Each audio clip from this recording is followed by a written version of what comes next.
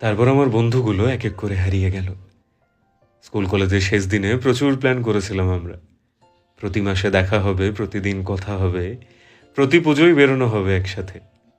হোয়াটসঅ্যাপে একটা গ্রুপ খোলা হয়েছিল, যেটাই আজ আর কোনো মেসেজ আসে না। কিন্তু একটা সময় প্রচুর মেসেজ আসতো।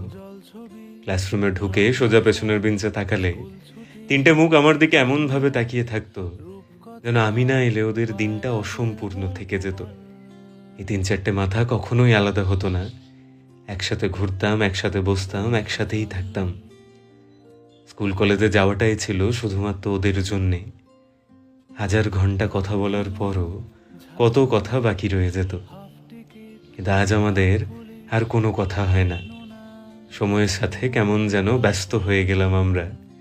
ওই হোয়াটসঅ্যাপ গ্রুপটার মতোই কোথায় যেন হারিয়ে গেল আমার ফ্রেন্ডস ফর এভারগুলো। কিন্তু আজও পুরনো ছবি আর লক্ষ্য স্মৃতির ভিড়ে মনে পড়ে যায় ওদের মুখ। মনে পড়ে যায় যে হয়তো এখন হারিয়ে গেছে ওরা, কিন্তু ওদের ঘিরেই চলতো জীবন আগে।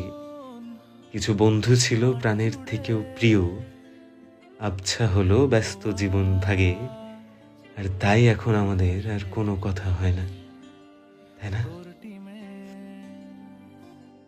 তোর পাশে